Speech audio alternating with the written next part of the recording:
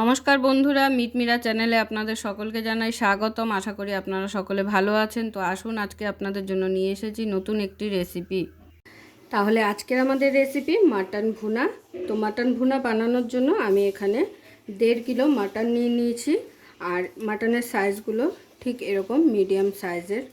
তো প্রথমেই দেখিয়ে দিই, আমি কিছুটা আলাদা এরকম তেল নিয়েছি। এই তেলটা কিন্তু আমাদের লাগবে, আর কি কাজে লাগবে সেটাও আপনাদের রান্নাটা করতে করতে দেখাবো। এটাকে আমি কেটে ছোট ছোট টুকরো করে নেব। তাহলে রান্নাটা শুরু করছি।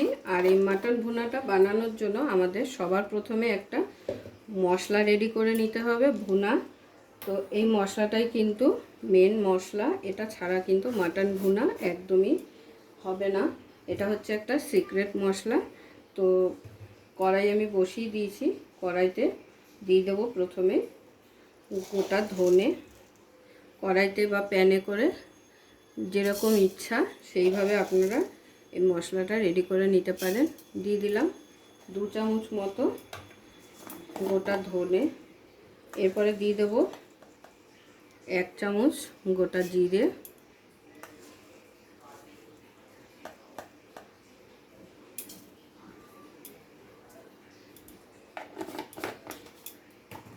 তার সঙ্গে দিয়ে দিতে হবে গোলমরিচ। গোলমরিচ দিয়ে দিলাম 1.5 চামচ মতো। আপনাদের মাংসর পরিমাণ বুঝে কিন্তু মশলাটা রেডি করতে হবে। সঙ্গে দিয়ে দিচ্ছি দারচিনি, একটা শুকনো লঙ্কা, আর মোস্ট ইম্পর্টেন্ট সেটা হলো বড় এলাচ। তো এগুলোকে এবারে আমি শুকনো খোলায় তেলে এটার একটা পেস্ট রেডি করে রাখবো।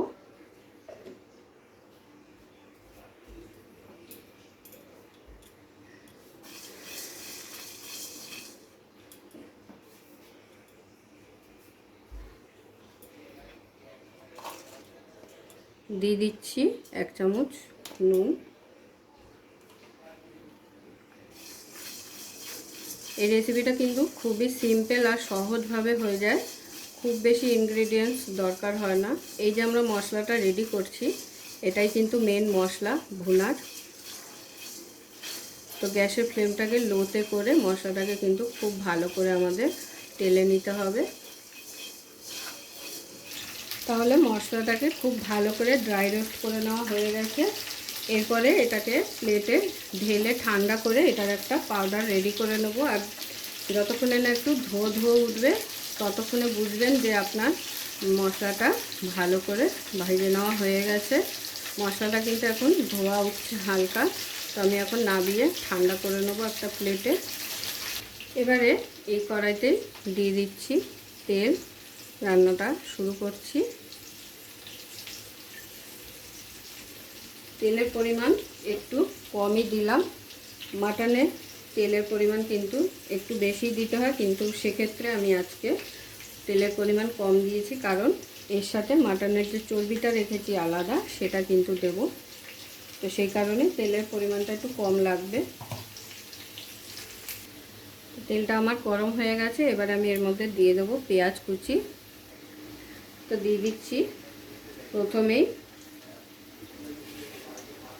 যে তেলটা আমি আগে আপনাদের দেখিয়েছি, সেই তেলটা কিন্তু আমি ছোট ছোট টুকরো করে কেটে নিয়েছি। এই তেলটা দিয়ে দেবো তেলের মধ্যে।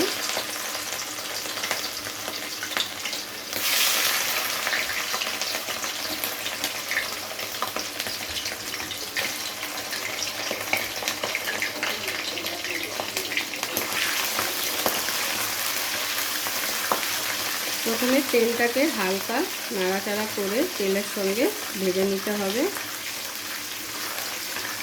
তেলটা আনার কারণটা এবার বুঝতে পারছেন হয়তো। তো রান্নার তেলটা কম দিয়ে এই তেলটা অ্যাড করে দিতে হবে। আর এতে করে কি হবে, খুব সুন্দরভাবে আপনাদের মাংসটা কিন্তু একটা ফ্লেভার আসবে আর ভালো হবে খেতে। এই তেলটা কিন্তু অতি অবশ্যই অ্যাড করতে হবে। এবারে দিয়ে দেবো এর মধ্যে পেঁয়াজ কুচি। আর আমি এখানে 1.5 কেজি মাংসের জন্য প্রায় 600 গ্রাম পেঁয়াজ কুচিয়ে নিয়েছি। তো পুরো পেঁয়াজটা কিন্তু দেব না, হাফটা দেব আর হাফটা কিন্তু রেখে দেব। দিয়ে দিচ্ছি দুটো তেজপাতা। এবারে পেঁয়াজটাকে ব্রাউন করে ভেজে নিতে হবে।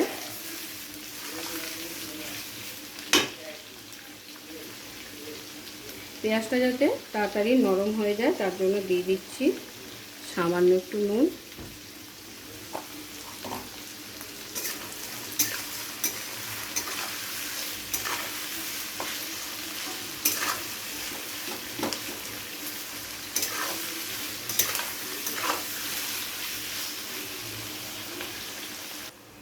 তাহলে দেখুন পেঁয়াজের কালারটা ঠিক যখন এরকম হয়ে আসবে হালকা বাদামি, পেঁয়াজটা কিন্তু একটু সময় নিয়ে আপনাদের ভেজে নিতে হবে এইভাবে। এবারে এর মধ্যে অ্যাড করে দেবো মাটনটা।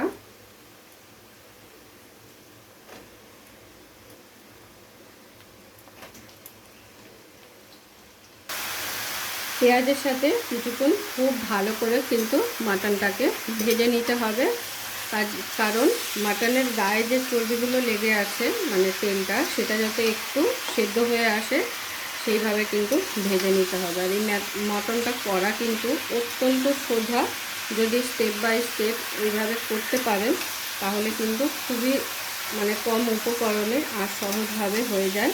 মাটনটা করতে কিন্তু খুব বেশি উপকরণ দরকার হয় না।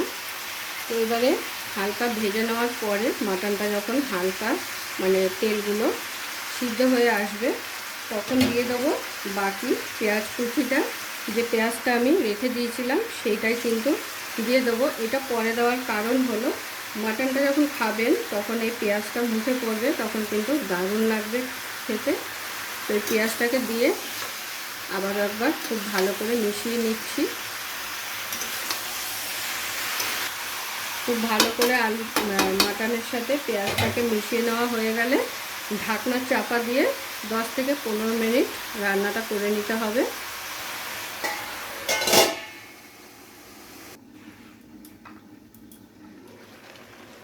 দেখুন 15 মিনিটের মতো আমি ঢাকনা চাপা দিয়ে কিন্তু মাংসটাকে রান্না করে নিলাম কিছুক্ষণ। এবারে এখানে অ্যাড করব কিছু বাটা মশলা। দিয়ে দিচ্ছি আদা রসুন বাটা। যেহেতু এখানে আমার 1.5 কেজি মাংস, তো সেই জন্য আমি আদা রসুন মিলিয়ে 3 চামচ দিয়ে দিচ্ছি, মানে 1.5 চামচ আদা আর 1.5 চামচ রসুন।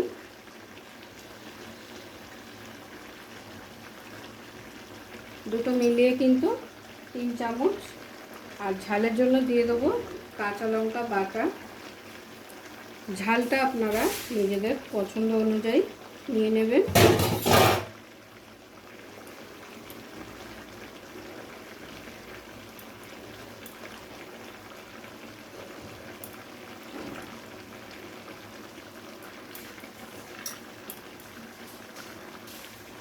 এবারে মাংসের সাথে খুব ভালো করে একবার কষিয়ে নেব।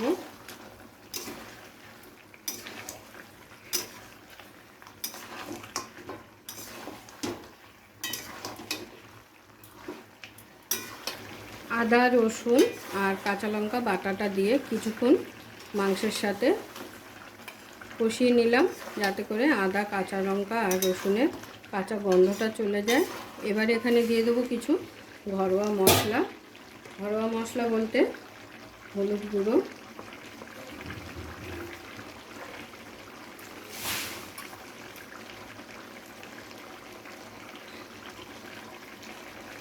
হলুদ গুঁড়ো দিয়ে দিচ্ছি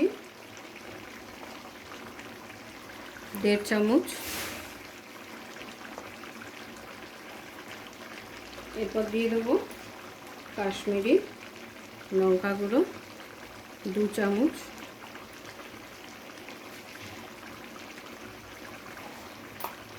আর তার সঙ্গে দিয়ে দেবো ধনে গুঁড়ো। ধনে গুঁড়ো দিয়ে দিচ্ছি 1.5 চামচ। ব্যাস, এখানে আর কোনো কিন্তু মশলা পড়বে না। এবারে খুব ভালো করে আর একবার মিশিয়ে নেব। এবারে দিয়ে দিচ্ছি স্বাদ অনুযায়ী নুনটাও।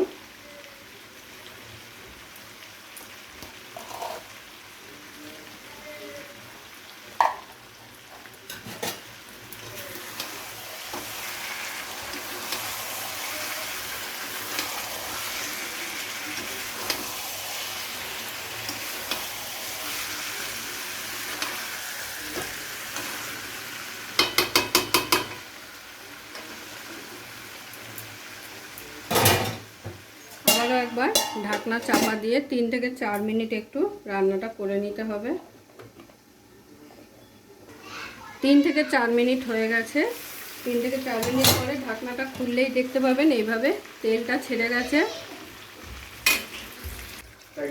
তো ফাইনালি আমার একদম মটন কষানো কিন্তু রেডি হয়ে গেছে। এবারে কিন্তু আমি এখানে গ্রেভির জন্য দিয়ে দেবো জল। আর জলটা যদি একটু গরম করে নেওয়া হয় তাহলে কিন্তু খুব ভালো হয়। তো আমি জলটাকে একটা সসপ্যানে করে গরম করে নিয়েছিলাম আগে থাকতেই। তো দিয়ে দিচ্ছি গ্রেভির জন্য পরিমাণ মতো জল। এবারে খুব ভালো করে নাড়াচাড়া করে মিশিয়ে আমি কিন্তু প্রেসারে দিয়ে দেবো। আপনারা চাইলে কড়াইতে বা হাঁড়িতে একবারে রান্নাটা করে নিতে পারেন, কিন্তু হাতে যদি সময় না থাকে তো সেক্ষেত্রে প্রেসারে দিয়ে সিটি মেরে নিলে কিন্তু হয়ে যাবে। আর যদি মনে করেন আপনার হাতে সময় আছে তো তখন কড়াইতেই কিন্তু প্রায় 45 মিনিটের মতো খুব ভালো করে ফুটিয়ে রান্নাটা করে নিতে হবে। এবারে আমি প্রেসার কুকারে ট্রান্সফার করে নেব।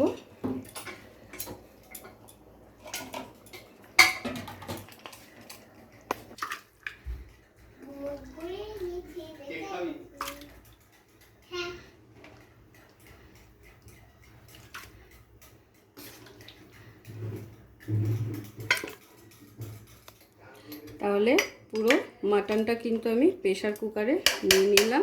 এবারে এর সঙ্গে দিয়ে দেবো কটা আলু আমি আগে থাকতে ভেজে নিয়েছিলাম। সেই আলুগুলো আপনারা কিন্তু চাইলে এই রেসিপিটা আলু ছাড়াও করতে পারেন, কিন্তু মাটনের আলু খেতে অনেকেই ভালোবাসে।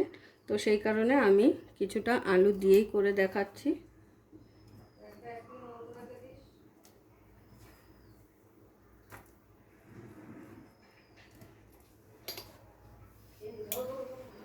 এবারে প্রেসার কুকারের ঢাকনাটা বন্ধ করে এটাকে 5 থেকে 6টা সিটি মেরে নেব। খুব বেশি কিন্তু সিটি মারতে হবে না।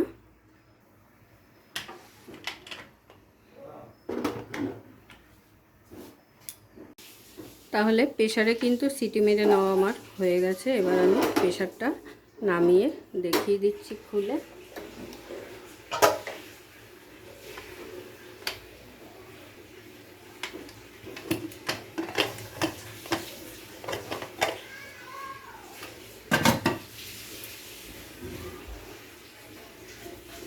এবারে আরও একটু কিন্তু কাজ বাকি আছে, যেটা কড়াইতে করলে একদম ডাইরেক্ট করা যেত, যেহেতু আমি প্রেসারে দিয়েছি তো সেই কারণে এবারে আমাকে আবার কড়াইতে ঢেলে নিতে হবে। নিয়ে আবারও একটু এটার উপকরণ দেওয়া বাকি আছে। তো এবারে আমি আলুগুলোকে তুলে আলাদা করে নেব, কারণ আলুগুলো কিন্তু আমাদের সেদ্ধ হয়ে গেছে।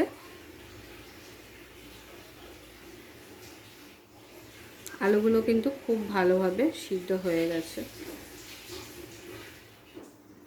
তো আলুগুলোকে আগে আমি আলাদা তুলে রেখে দিচ্ছি।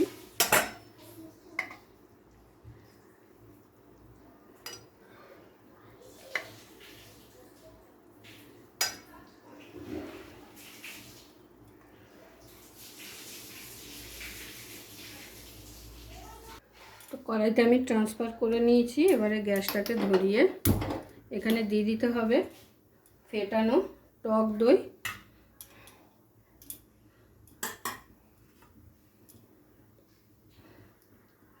আর এটা কিন্তু মাংসটা সিদ্ধ হয়ে যাওয়ার পরেই দিতে হবে। আপনারা যদি কড়াইতে বা হাঁড়িতে করবেন মনে করেন তো সেক্ষেত্রে মাংসটাকে আগেই বলেছি 45 মিনিট ভালো করে সিদ্ধ করে নিয়ে, মানে যতক্ষণে মাংসটা ভালোভাবে সিদ্ধ না হবে মাটনটা ততক্ষণ পর্যন্ত কিন্তু এটা দেওয়া যাবে না। মাটনটাকে খুব ভালো করে সিদ্ধ হয়ে যাওয়ার পরেই কিন্তু এটাকে দিতে হবে। আর গ্যাসের ফ্লেমটাকে লোতে করে খুব ভালো করে দইটাকে মিশিয়ে নেব। আর এর সঙ্গে দিয়ে দেবো যে আমাদের শুকনো খোলার টালা মশলাটা, সেটা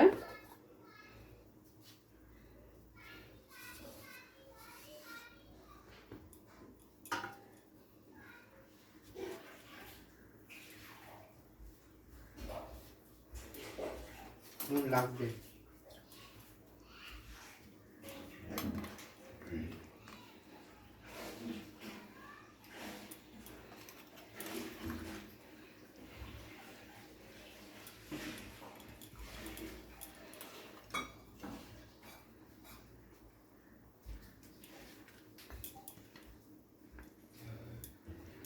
এটাকে দিয়ে এবারে খুব ভালো করে ততক্ষণ পর্যন্ত মেশাবো যতক্ষণ পর্যন্ত এটার রঙটা চেঞ্জ হচ্ছে। আর এই মশলাটা দেওয়ার পরেই দেখবেন আপনাদের মাটনের রঙটা চেঞ্জ হতে শুরু করেছে।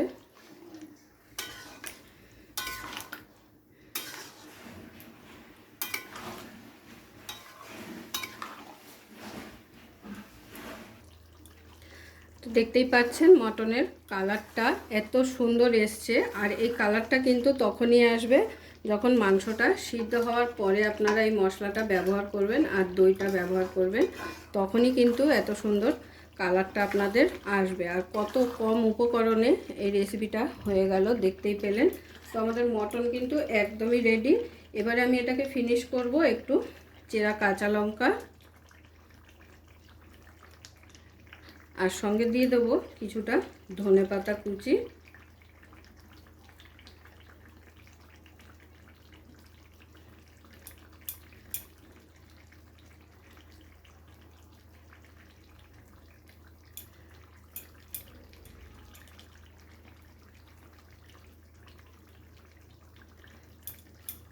তো মটন ভুনা রেসিপিটা অবশ্যই আপনাদের ভালো লেগেছে। আর যদি ভালো লেগে থাকে তাহলে প্রতিবারের মতো লাইক কমেন্ট শেয়ার করতে কিন্তু একদমই ভুলবেন না।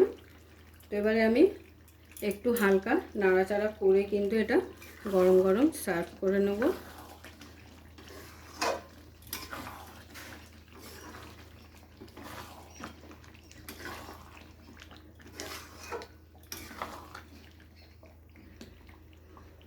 পুরো ভিডিওটা দেখার জন্য সকলকে অসংখ্য ধন্যবাদ। এরকম আরও নিত্য নতুন ভিডিও দেখার জন্য চ্যানেলটি অবশ্যই সাবস্ক্রাইব করে নেবেন আর পাশে থাকা বেল আইকনটি প্রেস করে নেবেন নতুন রেসিপির আপডেট পাওয়ার জন্য। তো সবাই ভালো থাকবেন, সুস্থ থাকবেন। আবারও দেখা হচ্ছে আপনাদের সাথে নতুন একটি রেসিপি নিয়ে।